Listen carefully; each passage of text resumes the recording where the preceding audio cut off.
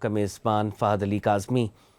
Viewers, محرم الحرام کا مہینہ جب بھی آتا ہے تو ہمیں شہدائے کرب و بلا یاد آتے ہیں، امام علی مقام کی سٹرگل یاد آتی ہے، بی بی سیدہ زینب یاد آتی ہیں، اور اس میں کوئی شک نہیں ہے کہ عالم اسلام کی یہ بہت بڑی قربانی تھی جو کہ خانوادہ رسالت مآب صلی اللہ علیہ وآلہ وسلم نے ادا کی۔ مگر سوال یہ بھی ہے، اور نہایت اہم سوال ہے، کہ امام علی مقام کی جد و جہد کے مقاصد کیا تھے؟ What were the objectives for which امام حسین علیہ السلام stood up؟ ہم ٹریجڈی پر تو ایمفسائز کرتے ہیں، اور یقینی طور پہ ٹریجڈی تو بہت بڑی ہے، اس میں کوئی شک نہیں ہے، مگر ٹریجڈی کے ساتھ ساتھ یہ جاننا بھی ضروری ہے کہ وہ کیا پرنسپلز تھے جن کے لیے امام حسین قیام کر رہے تھے۔ ویورز، ہمارے اسٹوڈیوز میں اس وقت ملک پاکستان کے ایک بہت بڑے دانشور، صوفی، ماہر اقبالیات ڈاکٹر طاہر حمید تنولی صاحب موجود ہیں۔ ہم ڈاکٹر صاحب کے سامنے یہ سوال رکھیں گے، سمجھنے کی کوشش کریں گے کہ امام علی مقام کی سٹرگل کے مقاصد کیا تھے، اور بنیادی طور پہ مسلم نظام خلافت و ولایت اصل میں ہوتا کیا ہے۔ سر، ویلکم ٹو دی شو۔ بسم اللہ الرحمن الرحیم۔ جی بہت شکریہ کاظمی صاحب۔ ڈاکٹر صاحب، آپ نے وقت نکالا، اور آج ہم ایک اہم موضوع ہے، تھوڑا حساس بھی ہے، کیونکہ اکثر ہم نے یہ دیکھا ہے کہ محرم الحرام میں ٹریجڈی پر تو بات ہوتی ہی ہے، سانحہ کربلا، اور اس میں کوئی شک نہیں ہے، بہت بڑا سانحہ ہے۔ لیکن امام علی مقام نے جب مدینہ چھوڑا، آپ مکہ کی طرف آئے، اور پھر آپ کوفہ کی طرف جا رہے تھے، تو آپ کے سرمنز ہمیں ملتے ہیں جن میں آپ اپنی سٹرگل کے بارے میں کچھ پرنسپلز آئیڈینٹیفائی کر رہے ہیں کہ آپ یزید کی بیعت کیوں نہیں کر رہے۔ تو میں چاہوں گا کہ آج ہم اس کو ایک ایکیڈیمکلی سمجھنے کی کوشش کریں کہ امام کی سٹرگل کے پرنسپلز کیا تھے۔ جی کاظمی صاحب، بہت شکریہ۔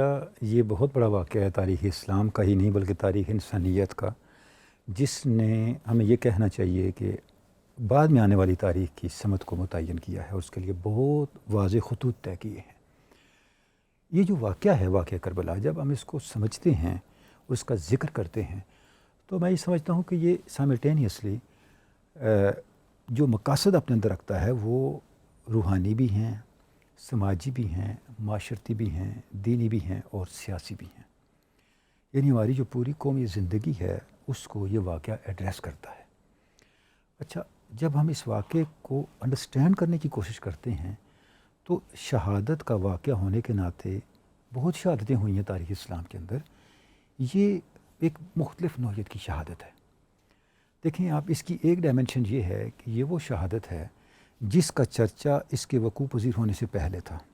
ایک تو اس کی یہ ڈائمنشن بنتی ہے۔ ایک ڈائمنشن یہ بنتی ہے کہ یہ واقعہ ہوا کیوں، جس کی طرف آپ اشارہ کر رہے ہیں۔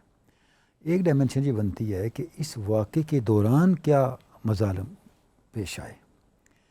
اس کے بعد ایک ڈائمنشن یہ بنتی ہے جب یہ واقعہ ہو گیا تو اس کا آفٹر ایفیکٹ، اس کی کنٹینیوٹی کیسی ہوئی، یعنی پوسٹ کربلا پھر جس کا عنوان سیدہ زینب ہے۔ بے شک۔ اور ایک پانچویں جہت بھی ہے جو اس کے ذمہ داران تھے، ڈیوائن انٹرونشن کے ذریعے وہ کس انجام تک پہنچے۔ واہ، مطلب یہ ہے کہ یہ ایک کاسموسک سگنیفیکنس رکھنے والا واقعہ ہے۔ سبحان اللہ، یہ تو that's a beautiful term, cosmological. اس کا جس وقت تک آپ ان ساری ڈائمنشنز کو نہیں لیتے، اور میں سمجھتا ہوں ہمیں یہ ساری ڈائمنشنز لینی چاہیے، جب تک ہم ان ساری ڈائمنشنز کو نہیں لیں گے یہ واقعہ ہمارے بہت لمیٹڈ تعصبات کے دھندلکے میں چھپا رہے گا۔ بے شک، یہ انفارچونیٹ ہے کہ ایک یونیورسل سگنیفیکنس رکھنے والے واقعے کو ہم نے اپنے محدود جو ہماری وابستگیاں ہیں، ہمارے محدود محبتیں اور محدود نفرتیں، اگر میں یہ غلط لفظ استعمال نہیں کر رہا، تو اس کا جو تھا ایک پردہ، اس کے اندر اس واقعے کو ہم نے لپیٹ دیا ہے۔ نتیجہ کیا نکلا؟ ہم اپنی لمیٹڈ سیٹسفیکشن کی حد تک اس واقعے کے حق یا خلاف میں تو باتیں کر رہے ہیں، لیکن جو اس کے مقاصد تھے، انسانی سطح کے مقاصد تھے، ان کی طرف ہم نہیں بڑھ سکے، ان مقاصد کو ہم نے نہیں بیان کیا۔ آپ دیکھیں کاظمی صاحب کہ یہ واقعہ آپ سے ہم نے اس کا تذکرہ اپنی زندگی میں بتایا، ذکر کیا، اور آپ نے فرمایا کہ میرا یہ حسین، زینب، ان قربانیوں سے گزریں گے۔ یعنی اللہ رب العزت نے آپ کو اس سے آگاہ فرمایا۔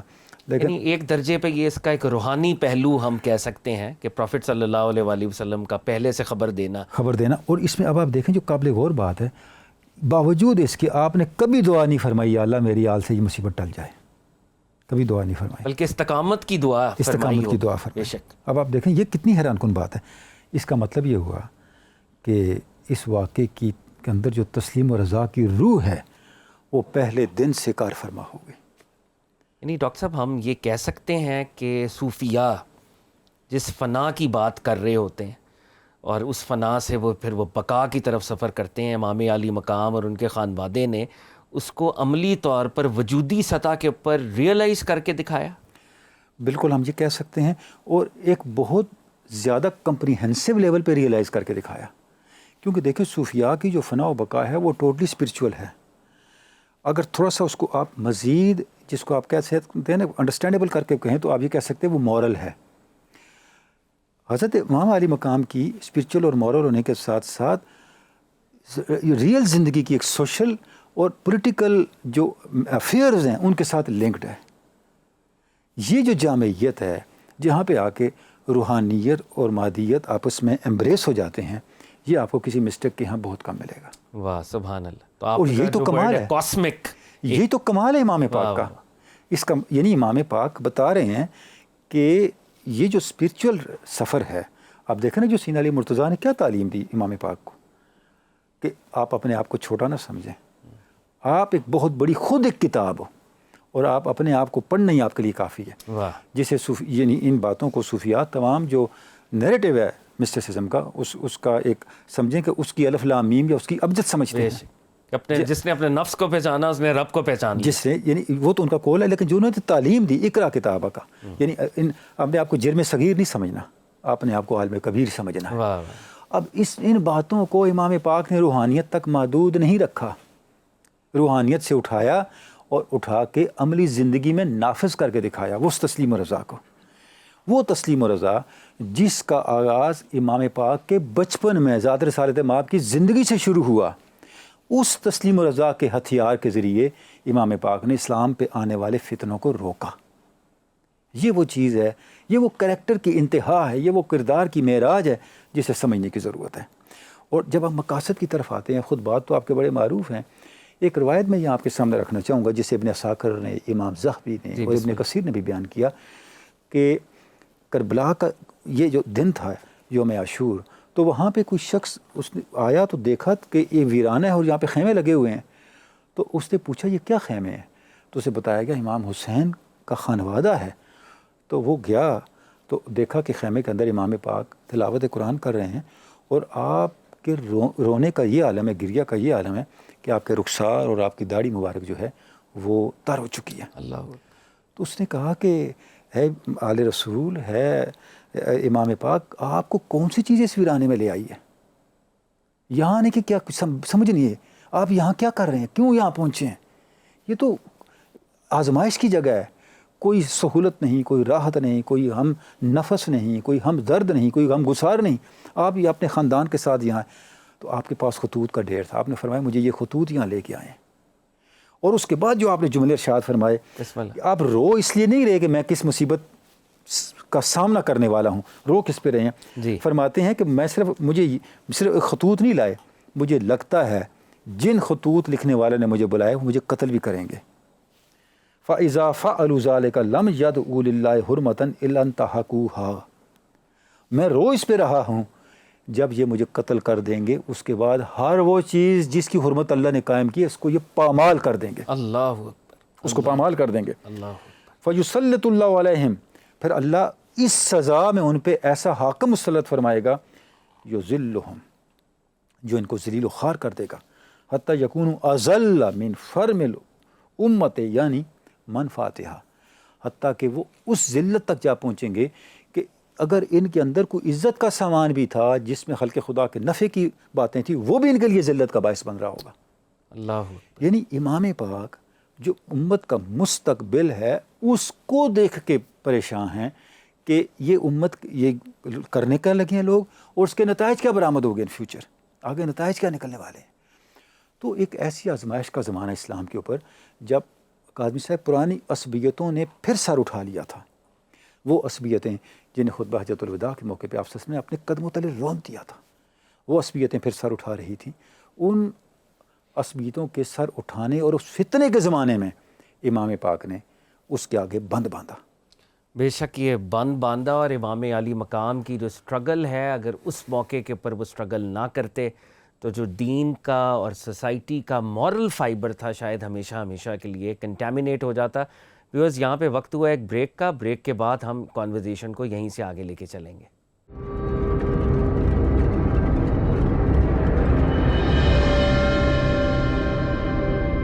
جی ویلکم بیک ویورز. ہم بات کر رہے ہیں امام علی مقام کی سٹرگل اور ان سٹرگل کے مقاصد کے حوالے سے. ڈاکٹر طاہر حمید تنولی صاحب اسٹوڈیوز میں موجود ہیں، بڑی ہی پرمغز گفتگو ہو رہی ہے. ڈاکٹر صاحب یہ جس طرح واقعاتی پہلو کی طرف بھی آپ اشارہ کر رہے ہیں، اور اس واقعے کے اندر بھی جیسے امام علی مقام نے خود بتایا کہ اگر یہ سٹرگل جو وہ فرما رہے ہیں اس کے بعد ایسے حاکم آئیں گے جو ذلت کو نافذ کریں گے، مطلب ایک بطور سزا یہ معاملہ ہوگا، آپ پریڈکٹ کر رہے ہیں. تو بنیادی طور پہ اس واقعے کا جو پولیٹیکل پہلو ہے، ایٹ ٹائمز ہم اس کے اوپر کانورزیشن نہیں کرتے. ہمیں لگتا ہے کہ شاید نعوذ باللہ پالیٹکس شاید کوئی ادنا چیز ہے، یا پالیٹکس پہ بات کریں گے تو معاملہ کچھ اور طرف نکل جائے گا. ایسا کیوں ہے؟ کیونکہ امام علی مقام کی یہ سٹرگل کا ایک فوری پولیٹیکل پہلو ہے. اور ہمیں اگر سرکار دو عالم صلی اللہ علیہ وآلہ وسلم کی بھی وہ مشہور حدیث یاد رہیں، جیسے سیدنا سفینہ نے فرمایا کہ میرے بعد پروفٹ صلی اللہ علیہ وسلم نے فرمایا 30 سال تک خلافت رہے گی. ایک اور حدیث میں فرمایا گیا کہ جب اللہ تعالیٰ مجھے باقی رکھے گا میرے بعد میرے منہج پر خلافت ہوگی، پھر اس کے بعد کاٹ کھانے والی ملوکیت ہوگی، پھر جابرانہ ملوکیت ہوگی، پھر فرمایا کہ ایک وقت آئے گا کہ دوبارہ منہج نبوت پر خلافت ہوگی. تو پروفٹ صلی اللہ علیہ وآلہ وسلم بھی وعیدیں عطا کر رہے ہیں. اب یہ خلافت راشدہ کا جو سسٹم ہے، اس سسٹم کی جو خوبیاں ہیں اگر وہ بھی ڈاکٹر صاحب آپ سامنے رکھیں، اور امام کی سٹرگل کو پھر ہم اس کے ساتھ جوڑیں کہ امام علی مقام شاید اس سٹرگل کو ریوائیو کرنے کی کوشش ہے اس سارے سسٹم کو. ڈاکٹر صاحب جی بالکل، جیسے ہم پہلے بات کر چکے ہیں کہ امام پاک کی اس جدوجہد کے اندر روحانی، سماجی و معاشرتی اور جو سیاسی پہلو ہیں یہ آپس میں جڑے ہوئے ہیں. یہ ایک وحدت ہے، اس کو الگ الگ نہیں کیا جا سکتا. تو یہ پھر یہ جو آج ہمارے سیکولر دوست ہیں جو اس وحدت کو توڑتے ہیں اور سیاست کو ریاست سے اور معاشرے سے علیحدہ کرتے ہیں، تو اس کا مطلب ہے امام علی مقام کی فکر تو اس کے بالکل برعکس ہے. دیکھیں مسئلہ یہ ہے کہ جو یہ کام کرتے ہیں، الگ کرتے ہیں، وہ تو بالکل یہ آپ سمجھیں کہ چند قدم اور آگے چلے جاتے ہیں ڈیویشن میں، کہ آپ اپنی ریاست کو ویلیوز پہ قائم نہیں رکھ سکتے تا وقت ہے کہ اس کو آپ جو دین نے اقدار دی ہیں ان کو نافذ نہیں کرتے، کیونکہ اس کے اندر وہ سینکٹیٹی پیدا نہیں ہو سکتی. امام پاک نے کیا کیا؟ امام پاک نے جو مقصد تھا بعثت نبوی صلی اللہ علیہ وسلم کا، اس مقصد کے راستے میں جو رکاوٹیں حائل ہو رہی تھیں، اس مقصد کی تکمیل اور اس مقصد کے تسلسل میں، اس مقصد کی اتباع کے آگے منتقل ہونے میں جو رکاوٹیں آ رہی تھیں، امام پاک اس کے سامنے کھڑے ہو گئے. یعنی دیکھیں کہ ختم نبوت کیا ہے. ختم نبوت بنیادی طور پہ یہ ہے کہ آپ صلی اللہ علیہ وسلم کے بعد اب کوئی ڈیوائن اتھارٹی کلیم نہیں کر سکتا. ایبسلیوٹلی، بے شک. کرنا کیا ہے؟ اب صرف اس اتھارٹی کے ماتحت رہ کے اپنے آپ کو اس کے اطاعت میں رکھنا ہے، اور ہم نے اپنا جتنا بھی نظام ہے اپنی زندگی کا، انفرادی، سماجی، اجتماعی، اس گائیڈنس کے ماتحت رکھنا ہے. اچھا، اس گائیڈنس کے تحت بھی رکھنا ہے، اور شرعیت شرعیت اس کا لازمی حصہ ہے. اس کا لازمی حصہ ہے. آپس میں ڈسکشن، کانورزیشن، مشورہ. دیکھیں شرعیت اسی کی دین ہے، اس کی دین ہے، اس کی دین ہے، یعنی کہ ختم نبوت کی دین ہے شرعیت. وہ تعلیم جو ختم نبوت دے رہی ہے اس کا ایک حصہ شرعیت ہے. اور شرعیت ہے کس لیے؟ یہ بھی ختم نبوت کی تعلیمات کو پریزرو کرنے کے لیے، بے شک، ان کی حدوں کو توڑنے کے لیے نہیں ہے. اس کی حدیں ڈیفائنڈ ہیں. بے شک. اب امام پاک نے کیا کیا؟ ختم نبوت کو ریئلائز کیا، اس کو حقیقت میں بدلنے کی جد و جہد کی کہ انسان جو ہے، آپ صلی اللہ علیہ وسلم نے اس کو ہر قید سے آزاد کر دیا ہے. اب انسان کسی اور کا غلام نہیں ہو سکتا. بے شک. اب وہ صرف اللہ کا بندہ ہے اور قانون محمد کا پابند ہے صلی اللہ علیہ وسلم کا. اچھا، اب یہ وہ پہلو تھا جو آپ دیکھیں کہ خلافت راشدہ کے بعد من حیث الکل امت مسلمہ میں آپ یہ سمجھیں کہ ہائی لائٹ نہیں ہو سکا.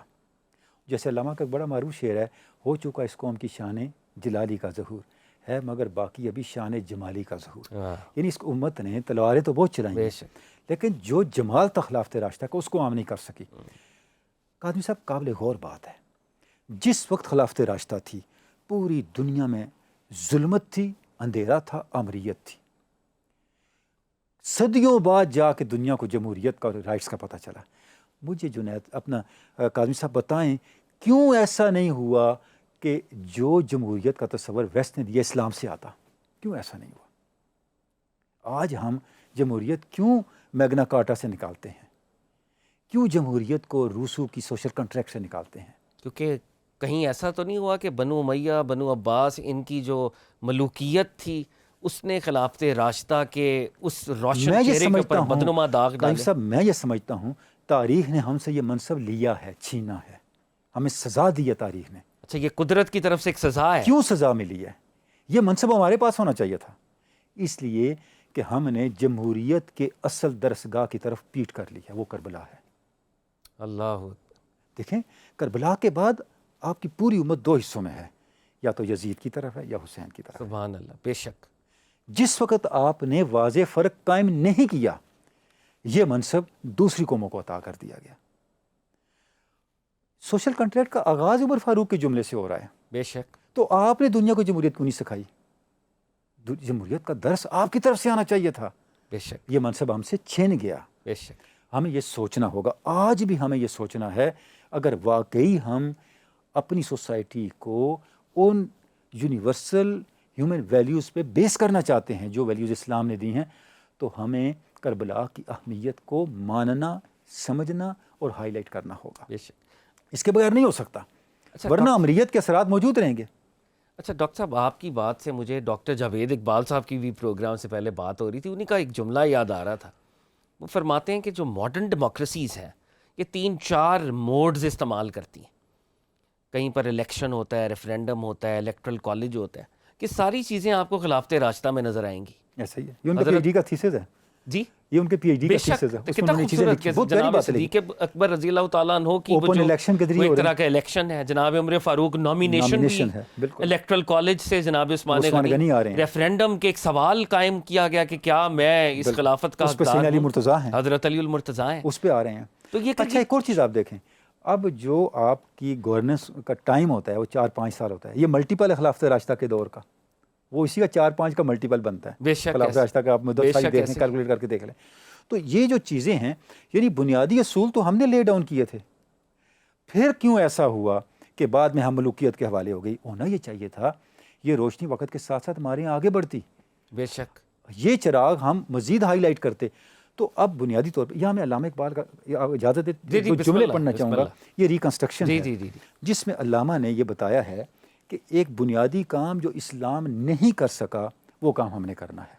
اسلام نہیں کر سکا، ابھی تک امت مسلمہ مسلمان نہیں کر سکے، امت مسلمہ نہیں کر سکی، وہ کام ہے اسپرچل ڈیموکریسی کا قیام. واہ واہ، بے شک. اچھا علامہ کہتے ہیں اسپرچل ڈیموکریسی مسلم ورلڈ کیوں قائم کر سکتی ہے، اس کی بیسس کیا ہیں اور ہم کیوں نہیں کر سکے؟ اب دیکھیں علامہ کے جملے الفاظ، علامہ کہتے ہیں in the view of the basic idea of Islam that there can be no further revelation binding on man. اسلام کی بنیاد اس چیز پہ ہے کہ اب کوئی وہی اسلام کو، انسان کو پابند، اپنا غلام نہیں بنا سکتے. یہی ختم نبوت ہے. یہاں علامہ نے ختم نبوت کا لفظ استعمال نہیں کیا، لیکن اس کی روح بیان کر دی. اس کی روح بیان کر دی. We are to be spiritually one of the most emancipated people on earth. ہمیں اس زمین پر روحانی طور پر سب سے آزاد قوم ہونا چاہیے، بے شک، سب سے باحریت قوم ہونا چاہیے. Early Muslims emerging out of the spiritual slavery of pre-Islamic Asia were not in a position to realize the true significance of this basic idea. ہم سے پہلی مسلمان نسلیں جو پری اسلامک روحانی غلامی سے نہیں نکل سکیں، جس کے لیے حسین نے جد و جہد کی، بے شک، وہ اس آئیڈیا کو سمجھ نہیں سکتے تھے. Let the Muslim of today appreciate this position. آج کے مسلمان کو سمجھنا چاہیے، وہ انڈرسٹینڈ کرنا. بلکہ اس جملے کو اگر مجھے آپ اجازت دیں میں یوں بیان کروں گا، آج کا مسلمان اس آئیڈیا کو سمجھنے میں پیچھے رہ چکا ہے. اس آئیڈیا کی بہت سی باتوں کو اس اسلام کے اغیار نے ایلابوریٹ کر دیا ہے، آپ پیچھے رہ گئے ہیں. آپ کو اپنی پوزیشن انڈرسٹینڈ کرنی چاہیے، آپ کو اپنی پوزیشن اپریشیٹ کرنی چاہیے. Reconstruct social life in the light of the ultimate principles and evolve out of the hitherto partially revealed purpose of Islam. اب اسے اپنا سمجھنا چاہیے, اپنے سوشل ریکنسٹرکشن کرنی چاہیے اور اسلام کے اس پرپز کو فلفل کرنا چاہیے جو ابھی تک پارشلی انڈرسٹینڈ ہوا ہے, سمجھا گیا ہے. وہ کیا ہے؟ That spiritual democracy which is the ultimate aim of Islam. سبحان اللہ. ہمیں اسپرچل ڈیموکریسی کی طرف بڑھنا ہے جو اسلام کا اصل مقصد ہے. اب اسپرچل ڈیموکریسی کیا ہے؟ جو یونیورسل ویلیوز ہیں ان پر مبنی نظام کا قیام, جن کی روح تکریم انسانیت ہے. وَلَقَدْ كَرَّمْنَا بَنِي آدَمَ وَحَمَلْنَاهُمْ فِي الْبَرِّ وَالْبَحْرِ. یہ جو تکریم انسانیت ہے جس کو خلافت راشدہ کے بعد پس ڈال دیا گیا, اس کو حقیقت بنانے کے لیے, اس کو نظام میں ڈالنے کے لیے حسین کھڑے ہوئے اور اس کو آج ہم نے سمجھنا ہے اور اس کو حقیقت میں بدلنا. سبحان اللہ. ڈاکٹر صاحب یہ اسپریچول ڈیموکریسی والا نقطہ بڑا اہم ہے اور اس پر ایک تلخ سوال میں آپ سے کروں گا, لیکن بریک کے بعد. ویورز, گفتگو کا سلسلہ جاری ہے, ملتے ہیں بریک کے بعد.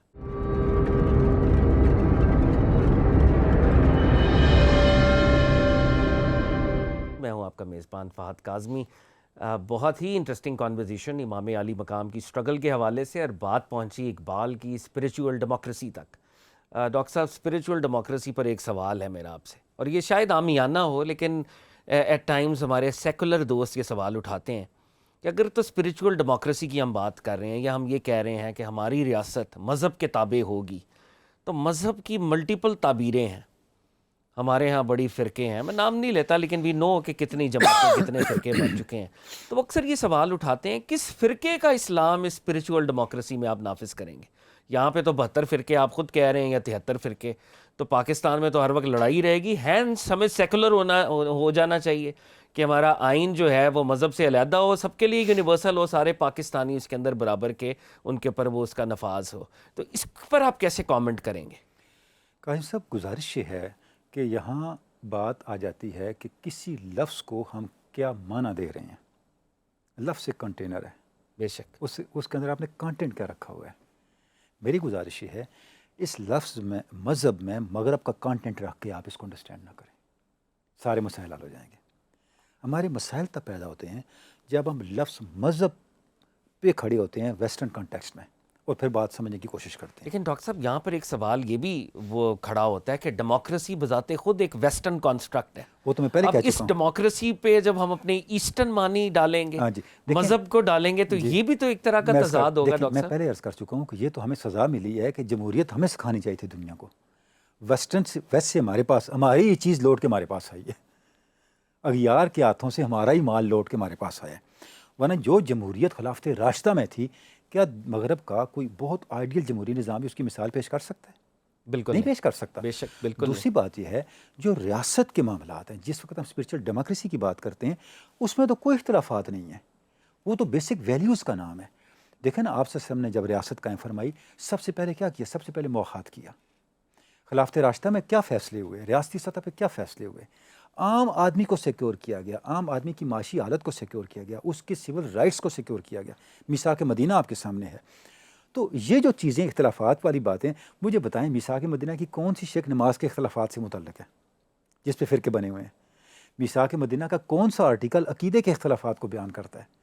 سبحان اللہ. میثاق مدینہ کا کون سا آرٹیکل آپ کے وضو کے اور سلوار اوپر نیچے کرنے کو بیان کرتا ہے؟ تو ڈاکٹر صاحب یہ تو بڑی عام بات آپ نے بتائی. اس کا مطلب ہے کہ جتنے بھی اختلافات ہیں وہ فروعی نوعیت کے ہیں, وہ بنیاد میں اختلاف ہے ہی نہیں. دیکھیں, آپ کے سارے اختلافات آپ کے عقائد کے نظام کے اندر ہو سکتے ہیں, آپ کی عبادات کے نظام کے اندر ہو سکتے ہیں, آپ کے جو ریلیجیس ریچولز ہیں ان کی پرفارمنس کے اندر ہو سکتے ہیں. جو آپ کا اسٹیٹ سٹرکچر ہے اس کے اوپر تو دیکھیں, وامرہم شورا بینہم, مجھے آج تک اس پہ کسی مکتب فکر کا دوسرے سے اختلاف پڑھنے کا اتفاق نہیں ہوا. یہ بڑی اہم آپ میں نے نہیں دیکھا آج کلیریفیکیشن تک, کی. یہ میری کم علمی ہو سکتی ہے, میں نے نہیں دیکھا آج تک. ایک اور چیز میں آپ کی خدمت عرض کروں, مجھے یہ بتائیں, چاروں خلفائے راشدین مختلف طریقے سے آئے, کہ بڑی بنیادی چیز عرض کرنا چاہتا ہوں, اور ڈاکٹر صاحب کا بھی آپ نے حوالہ دیا.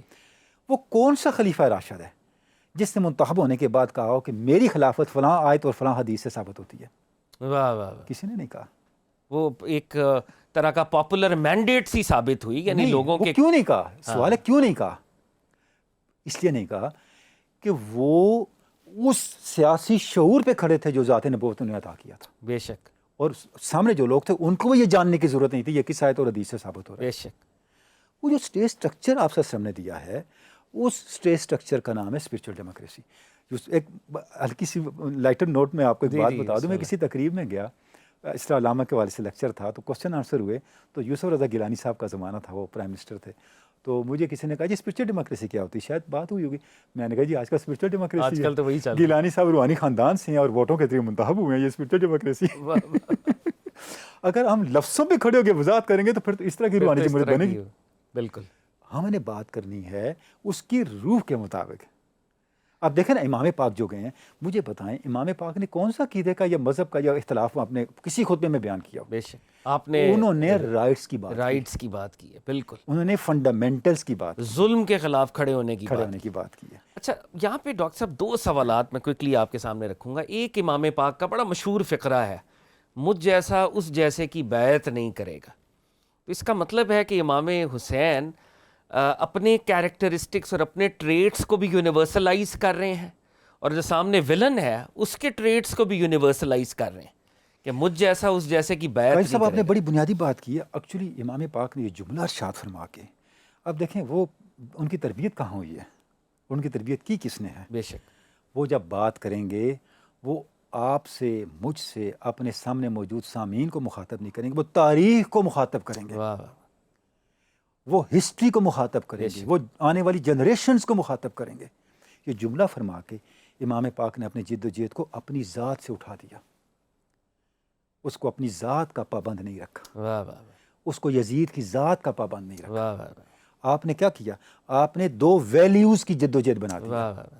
یہ کمال ہے. واہ واہ. یعنی it was not a clash of personalities, It was a clash of ideologies. It was a clash of ideologies. Two ideologies. ایک طرف محمدن آئیڈیالوجی اور دوسری طرف سیٹینک آئیڈیالوجی. ایسا ہی ہے. Two systems. It was clash of 2 systems.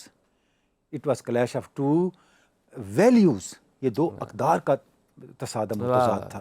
آپ نے اس کو ہائی لائٹ کیا کہ مت سمجھنا کہ میں اپنی ذات کے لیے یا صرف اپنے شرف کو ثابت کرنے کے لیے نکلا ہوں. نہیں, ہر وہ ہستی جو میری فالوور ہوگی, جو میرے جیسے کریکٹر کی حامل ہوگی, وہ اس جیسے کریکٹر کے سامنے کبھی نہیں جھک سکتی. یہ اب دیکھیں نا, علامہ کے میں 2 اشعار کہوں گا. علامہ کہتے ہیں کہ حسین نے کیا کیا, ما سوا لارا مسلمہ بندہ نیست, پیش فرعون سرش افگندہ نیست. یہ حسین کا پیغام ہے کہ جو مسلمان کا سر ہے, جس کو علامہ نے انگریزی میں جو جملہ بھی ہم نے پڑھا ریکنسٹرکشن سے, کہ ما سوا اللہ کے سامنے اب اس کا سر نہیں جھک سکتا, اب فرعون کے سامنے نہیں. اب دیکھیں حسین پاک نے بتایا مسلمان کے سامنے 2 راستے ہیں, حق کو غالب کر لینا یا شہید ہو جانا. کمپرومائز کا راستہ, غلامی کا راستہ اور باطل کی اطاعت کا راستہ یہ مسلمان کے سامنے ہے ہی نہیں. تو ڈاکٹر صاحب پھر سوال یہ بھی پیدا ہوتا ہے کہ اب امام علی مقام جیسا رول ماڈل ہمارے پاس ہے, لیکن فار سینچریز ہم نے دیکھا ہے کہ ہم اپریشن کے ساتھ کمپرومائز ہی کرتے ہیں, ہم سرنڈر ہی کرتے ہیں. اور امام علی مقام جیسا ہیرو اگر ہمارے پاس ہو, لیکن اس کے ساتھ ساتھ ملوکیت کی بھی طویل تاریخ ہے. یعنی خلافت راشدہ کے بعد حضرت عمر بن عبدالعزیز کے دور کو نکال لیں, ہم نے پھر خلافت راشدہ جیسے حکمران نہیں پیدا کیے. پھر مطلب ڈسپائٹ کہ ہم نے بڑی سویلائزیشنز کھڑی کر دیں, لیکن وہ کہیں نہ کہیں تھی ملوکیت ہی. چاہے آپ مغلز کی بات کریں, مغل سے پہلے بھی آ جائیں, سب کانٹیننٹ کی بھی بات کریں, تو تھی یہ ڈینسٹک رول ہی رہا. پھر کہ ڈینسٹک رول کو کیسے ختم کریں گے ہم؟ اچھا قائم صاحب آپ دیکھو اس کا نقصان بھی ہوا نا, کہ جتنے ہمارے تہذیب کے ایک اس دور کے لحاظ سے زرعی دور تھے, گولڈن ایراز تھے, ان کی آگے کنٹینیوٹی بھی تو ہمیں نظر اس لیے نہیں آتی نا. وہ صرف ان ڈائنسٹیز کے ساتھ ہی لنکڈ تھا.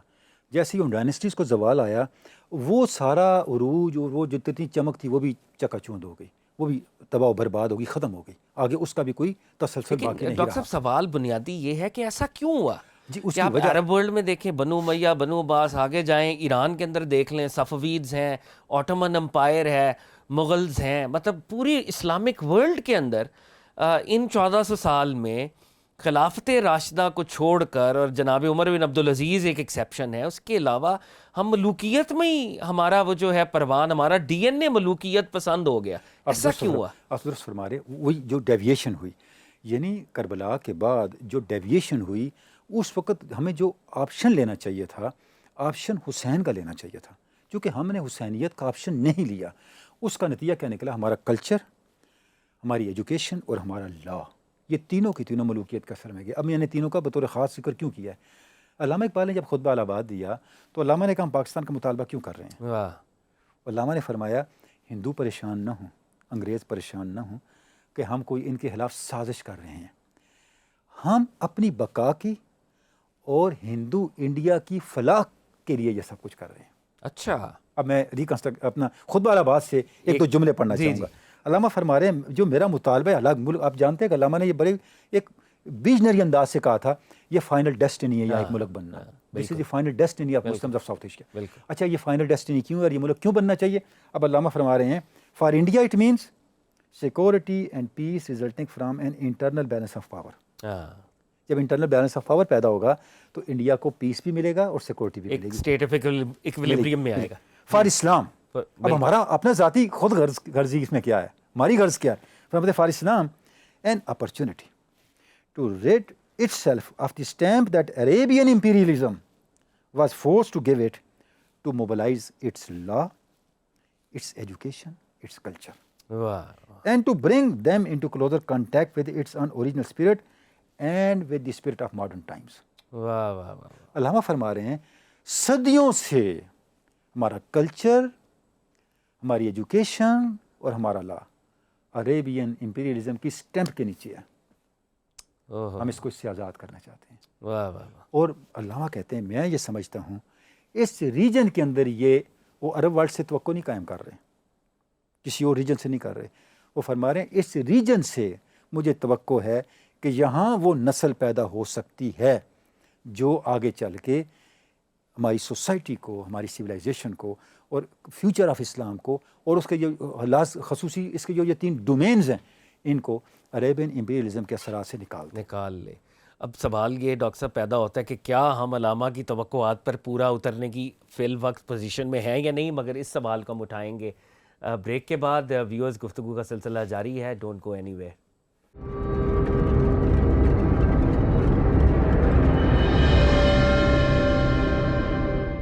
جی ویورز، ہم علامہ اقبال کے خطبہ الہ آباد میں سے ایک فقرہ ڈاکٹر صاحب ہمارے سامنے رکھ رہے تھے کہ عرب ملوکیت کے بدنما داغوں سے ہم نے اپنے آپ کو بچانا ہے. اور یہ جو علیحدہ ریاست کا مطالبہ بھی علامہ صاحب خطبہ الہ آباد کے ذریعے فرما رہے تھے اس کے اندر خاصا فوکس تھا اور ہوپ فل بھی تھے.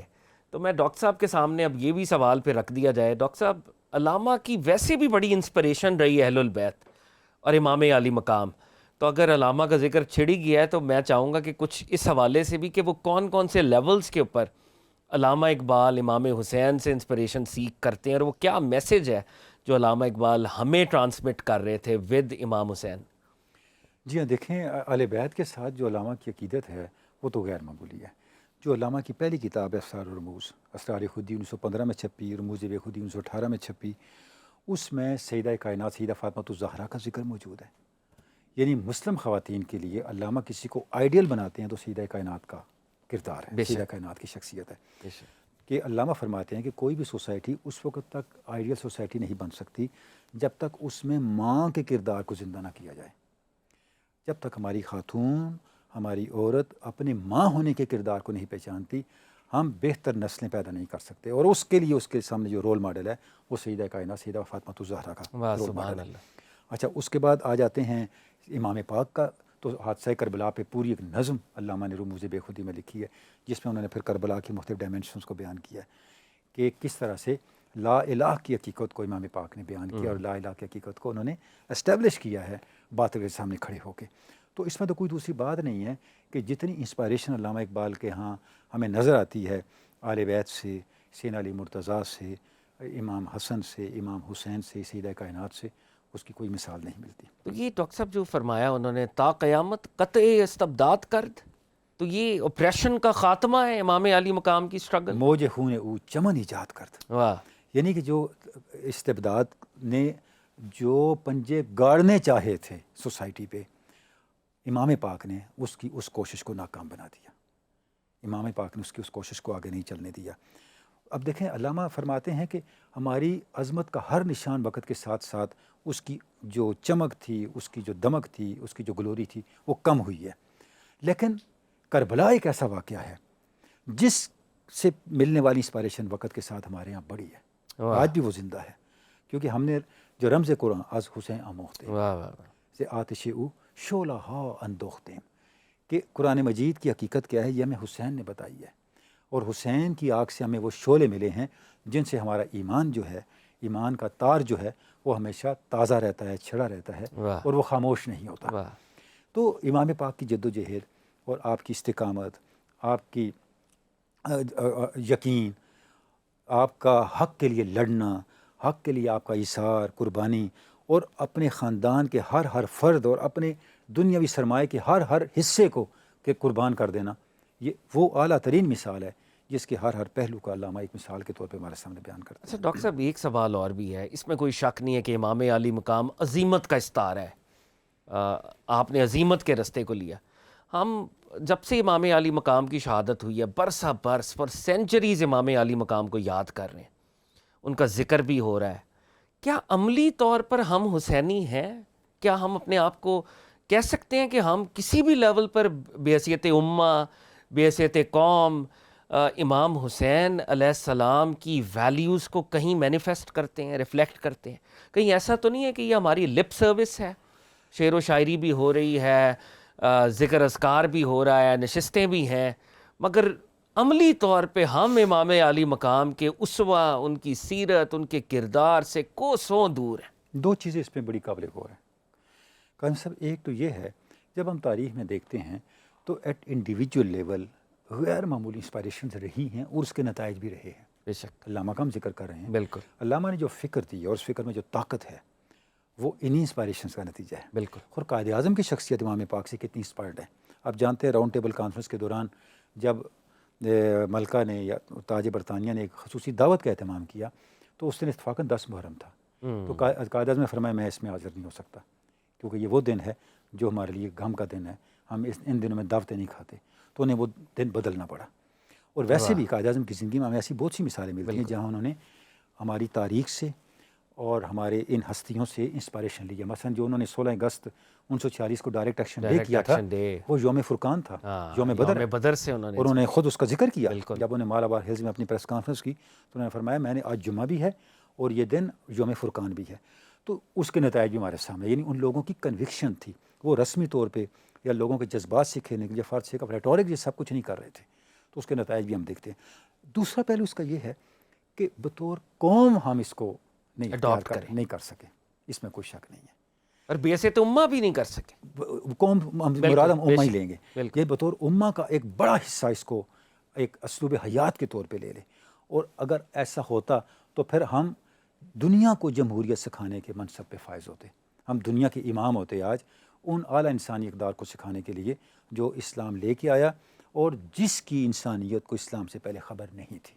اور استعمار کے خلاف بھی کھڑے ہوتے ہیں، جو آج کل کے گلوبل ہماری پاورز ہیں، جو یزیدی کردار ہے جن کا، شاید ان کے خلاف بھی پھر ہم بیعت امہ کھڑے ہوتے ہیں۔ یزیدی کردار تو وجود میں تب آتا ہے نا جب حسینی کردار کے نمائندہ کمزور ہوتے ہیں۔ علامہ نے اس لیے شاید اسی نظم میں ایک جگہ کہا ہوا ہے باطل از قوت پذیرت شان حق، خے شرح حق می شمارت ز بطلان حق۔ باطل کو جب طاقت ملتی ہے تو وہ کہتا ہے میں ہی حق ہوں، جب اس کے سامنے حق کمزور ہوتا ہے تو وہ کہتا ہے اگر یہ حق ہوتا تو طاقتور نہ ہوتا۔ وہ حق کے کمزور ہونے کو حق کے باطل ہونے کی دلیل کے طور پہ لے لیتا ہے۔ ہم نے یہ ماحول دنیا کو فراہم کیا ہے، یعنی دنیا میں امت وسط ہونے کے ناطے دنیا میں انسانی اقدار کی حفاظت ہماری ڈیوٹی تھی، ہمارا فرض تھا۔ ہم شہداء علی الناس ہیں، واہ واہ واہ، یہ ہمارا، بے شک، لیکن ہم گواہ تاریخ کی عدالت میں گواہ کے کٹہرے کے بجائے مجرم کے کٹہرے میں کھڑے ہیں۔ ہماری جگہ کیوں بدلی ہے؟ ہماری اپنی کمزوریوں کی وجہ سے۔ ایبسلیوٹلی۔ تو یہ جو چیز ہے، اگر ہم اس وقت عالمی استعمار کی بات کرتے ہیں، اگر یہ مبالغہ نہ ہو تو میں یہ عرض کرنا چاہوں گا اس استعمار کے وجود میں آنے کا سبب بھی ہم ہیں، ہماری نااہلی اور ہم نے جگہ چھوڑی ہے تو استعمار وجود میں آیا ہے، ہم نے اپنا کردار ادا نہیں کیا تو عمر کے زمانے میں استعمار کیوں نہیں تھا؟ واہ واہ، علی کے زمانے میں کیوں نہیں تھا؟ عثمان و ابوبکر کے زمانے میں کیوں نہیں تھا؟ تو ظاہر ہے انہوں نے اپنا منصب پہچانا تھا، وہ اپنے منصب پہ کھڑے تھے، بعد میں بھی آپ کو آف اینڈ آن ایسی مثالیں مل جائیں گی۔ تو ہم نے بطور امت کے ایک بڑے حصے کے اس فکر کو اگر ہم اڈاپٹ کریں تو ظاہر ہے یہ ایک انسانیت کا قرض ہے جو ہم نے ادا کرنا ہے۔ بے شک۔ اچھا، جو پروگرام کے آغاز میں جناب نے بات کی، میں چاہوں گا کہ یہ کنکلوژن کی طرف ہم بڑھ رہے ہیں تو اس پہ بھی ذرا ہم ری ایمفسائز کرتے جائیں کہ امام علی مقام کی سٹرگل کو ہم نے یونیورسل سمجھنا ہے یونیورسل انداز کے اندر پریزنٹ کرنا ہے اور سیکٹیرین آئیڈینٹیٹی سے بالا تر ہو کے. تو جناب نے بھی یہ آغاز میں کہا تھا کہ میں چاہوں گا کنکلوژن کے طور پہ. جی بالکل کاظمی صاحب، اس پہ ہم نے پہلی بات تو یہ ہے کہ واقعہ کربلا کو پوری جامعیت سے بیان کرنا ہے. آپ صلی اللہ علیہ وسلم نے کس طرح اس کو ہائی لائٹ کیا، کس طرح امام پاک نے کس نیریٹو کے ساتھ اس کا آغاز کیا. واہ واہ واہ. کربلا میں کس طرح آپ نے حق کو نکھار کے پیش کیا اور آپ پہ کیا مظالم ہوئے، اور کس طرح سیدہ زینب نے بعد میں اس کو کنٹینیو کیا. اور پھر ہمیں یہ بھی نہیں بھولنا کہ بعد میں کربلا کے ذمہ دار کس برے انجام تک پہنچے، یہ بھی اس کا حصہ ہے. بے شک. وجہ یہ ہے اگر ہم یہ چیز ہائی لائٹ نہیں کریں گے تو جو کربلا کی اہمیت کو منیمائز کرتے ہیں انہیں اپنے برے انجام کی آگہی نہیں ملے گی. بے شک. اس میں ایک اور چیز بھی کام کر رہی ہے پورے واقعہ کربلا میں، وہ قانون مکافات عمل ہے. بے شک. یہ بھی کام کر رہا ہے. بے شک. یعنی ہم نے اس کے نتائج ہم نے یہ کبھی نہیں بھولنا کہ واقعہ کربلا ختم نہیں ہوا، کربلا موجود ہے. بے شک. مسئلہ یہ ہے کہ ہم کہاں کھڑے ہیں. واہ. اور قانون مکافات عمل جب ایکٹیویٹ ہوگا تو وہ ہمارے ساتھ اس کا رویہ کیا ہوگا اور اس کے ہمارے حوالے سے کیا کانسیکوینسز سامنے آئیں گے، وہ اس کا فیصلہ اس بات سے ہوگا کہ ہم کہاں کھڑے ہیں. واہ. ہم نے اس چیز کو دیکھنا ہے. تو یہ ساری بات بطور ایک پورے پیکج کی ہم نے ایڈریس کرنی ہے، ایبسلیوٹلی. بطور ایک کل کے ایڈریس کرنی ہے، تاکہ نئی نسل کو اور عام آدمی کو، عام صاحب ایمان کو، عام مسلمان کو واقعہ کربلا کی کلی اہمیت کا پتہ چلے. واہ. ڈاکٹر صاحب گفتگو اتنی خوبصورت اور اتنی پرمغز تھی کہ مجھے آپ دل نہیں کر رہا تھا کہ میں آپ کو روکوں، لیکن پروگرام کا کیونکہ وقت محدود ہے. ویورز، آج ہم نے امام علی مقام کی سٹرگل کے آبجیکٹیوز کو انڈرسٹینڈ کرنے کی کوشش کی. امام علی مقام کن پرنسپلز کے اوپر کھڑے تھے، وہ کون سے آبجیکٹیوز تھے وہ حاصل کرنا چاہتے تھے، اور وہ کون سی تعلیمات ہیں جو کہ امت محمدی اعلیٰ صاحب الصلاۃ کو وہ عطا کرنا چاہتے تھے. اللہ تعالیٰ سے دعا کرتے ہیں کہ جو گفتگو ہم نے کی ہمارے عمل کا حصہ بنے، اور ہم جو لفظوں سے حسینی ہونے کے دعوے دار ہیں اپنے کردار و عمل سے بھی حسینی بن سکیں. اقبال کا وہ شعر یاد آتا ہے، ایک فقر ہے شبیری اس فقر میں ہے میری، ایک فقر ہے شبیری اس فقر میں ہے میری، میراث مسلمانی سرمایہ شبیری. میزبان فہد کاظمی کو اجازت دیجیے، دیکھتے رہیے الف ٹیلی ویژن.